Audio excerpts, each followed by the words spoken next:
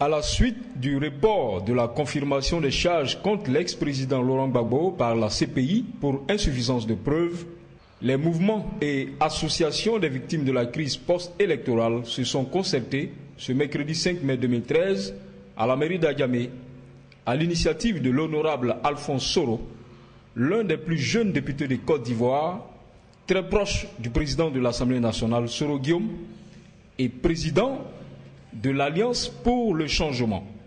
Dans ses propos liminaires, Alphonse Soro a d'abord tenté de donner une explication on ne peut plus simple du communiqué de la CPI.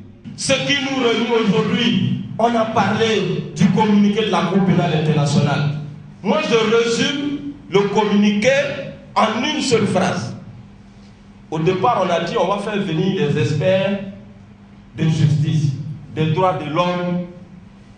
Mais tout à l'heure, on a dit tout ça là, c'est pour venir parler français, pour nous faire endormir. Et c'est ce même français qui nous a fait endormir jusqu'à présent. La CPI dit les preuves qui sont là sont telles qu'on ne peut pas libérer Gbagbo. Mais ces preuves qui sont là ne sont pas suffisantes pour qu'il y ait un procès contre Gbagbo. C'est ça le communiqué de la Cour pénale internationale. Bon, moi je ne comprends pas.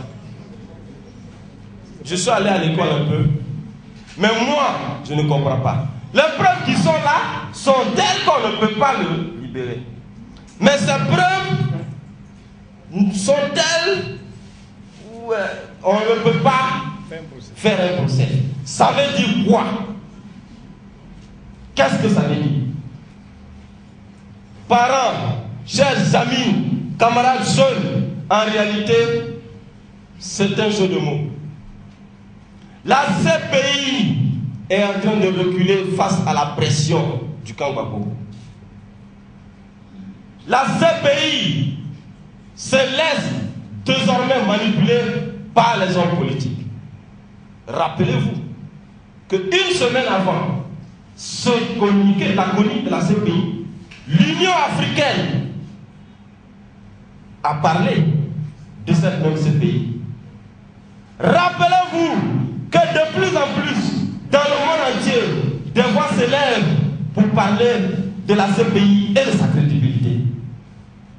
Et donc, comme pour nous est mal tombé dans ce contexte, donc on dit bon, Gbagbo là, si on confirme les charges, il y a problème. Donc on va dire, on reporte à plus tard.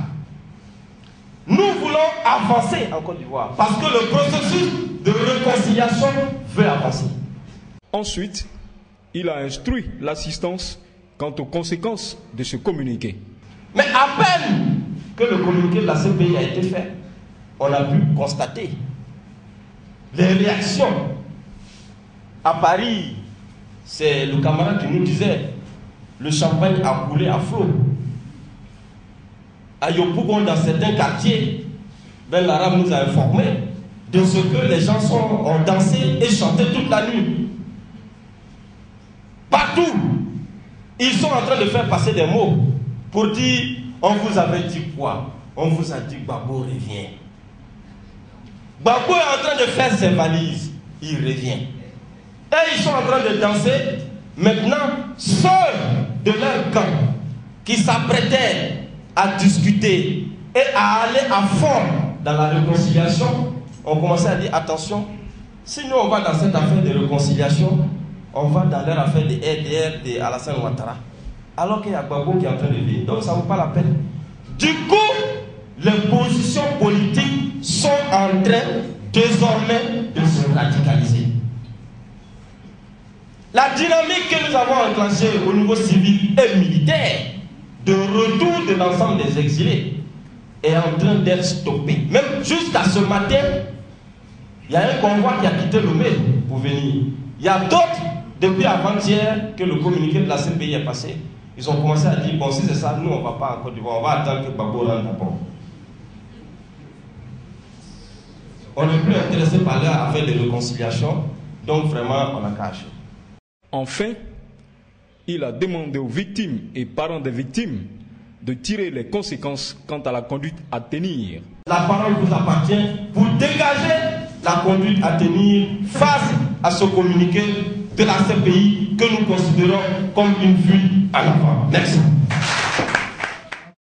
S'agissant des principaux acteurs de cette concertation, tour à tour, chacun a épanché son cœur, qui en français, la langue officielle du pays, qui en dioula, une langue locale parlée par le groupe ethnique, du nord partisan de l'actuel locataire de la présidence de la République, qui a payé le plus lourd tribut dans la crise post-électorale que la Côte d'Ivoire a connue. Moi, c'est Touré Nabi Issouf. Je suis président de la fondation Agana Bintou Sissé, que j'ai créée, ça fait plus de 10 ans, à la mort du président. Je suis aussi homme d'affaires, je fais des affaires, je suis opérateur économique. Et le constat que j'ai fait, c'est que le RDR et le président ont abandonné les militants. La réalité, c'est que 80% de la population ivoirienne est analphabète. Et c'est du devoir d'un parti politique bien organisé d'organiser ces militants pour aller à ce genre de procès. Mais force est de constater que nos ministres, nos responsables ont abandonné le siège du RDR, ont abandonné les militants pour vivre dans les maisons dorées. Nous avons les mêmes maladies que les dévanciers. Ce que le FPI a fait, c'est ce que nous faisons aujourd'hui. La réalité, c'est ça. Et je tenais à interpeller les jeunes, à prendre conscience de ce fait-là, à savoir que le véritable combat que nous menons, c'est un combat social. C'est un combat pour nous, c'est un combat pour notre survie.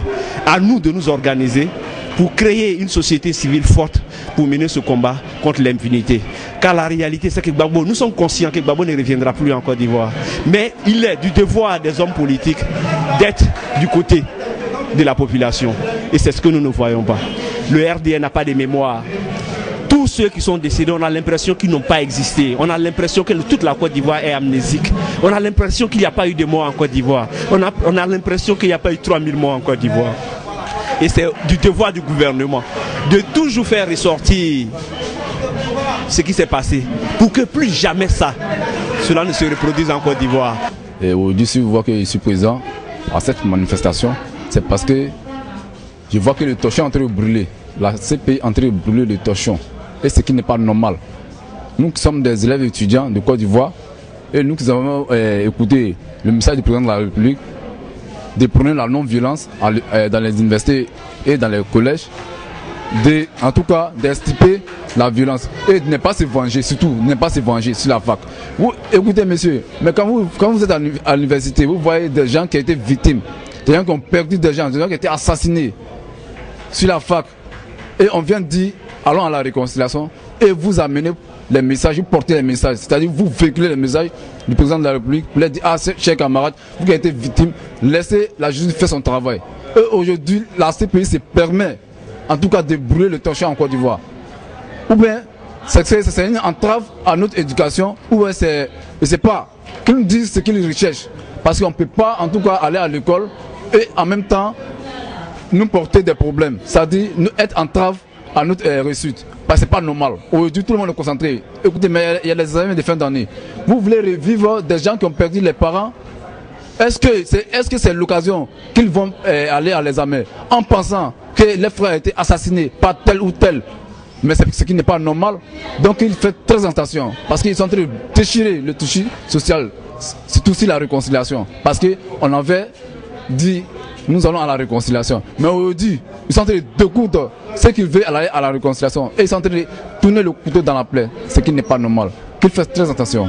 Au regard de tout ce qui est dit par l'ensemble des associations qui sont présentes, c'est dans un premier temps une grosse indignation, une colère et une révolte de l'ensemble des victimes de la crise ivoirienne vis-à-vis de la Cour pénale internationale en général et en particulier vis-à-vis des juges de la Cour pénale internationale. Nous estimons qu'on ne peut pas avoir fait massacrer 3000 personnes et aujourd'hui, donc c'est les mêmes personnes qui nous ont nargués hier, qui ont dit qu'on allait vous tuer et il n'y aura rien. Et c'est ces mêmes personnes, depuis le communiqué de cette même CPI-là, qui sont en train de jubiler pour narguer et se moquer des victimes de la crise ivoirienne. Il y a suffisamment de preuves. Nous protestons vigoureusement par rapport donc à ce communiqué et nous estimons que c'est une manipulation politique qui est en train de faire dévoyer le procès, donc le dossier Laurent Gbagbo, sur un terrain purement politique. La CPI qui de plus en plus fait face à un certain nombre de critiques, donc veut se crédibiliser, veut se donner donc un chapeau de structure à équidistance et donc fait des communiqués de ce genre. Nous protestons avec la dernière énergie et nous pensons qu'on n'attend rien d'autre en tant que victime ici, si ce n'est un procès pour Laurent Gbagbo. C'est vrai, rien n'est encore joué, mais tout aurait pu être joué depuis avant-hier. Parce que pour nous, il n'y a pas à chercher quoi que ce soit. De quelle preuve supplémentaire dont on parle? Quand on parle de preuves supplémentaires, on parle de quoi? Nous ne comprenons pas ce que ça veut dire des preuves complémentaires. Des gens qui ont massacré, des gens qui ont tué les gens ici à coups d'article 125, pétrole 100 francs, allumette 25. Des gens qui ont lancé des obus au marché d'Abobo, des gens qui ont sorti les gens de leur maison parce qu'on avait indiqué la journée. B, c'est-à-dire c'est une résidence d'un Baoulé. D, c'est une résidence d'un Djoula. Donc ils appartiennent tous au RHDP et le soir venu, ces personnes étaient extirpées de leur maison, massacrées. Et cela durant 6 mois. Je vous dis, durant 6 mois.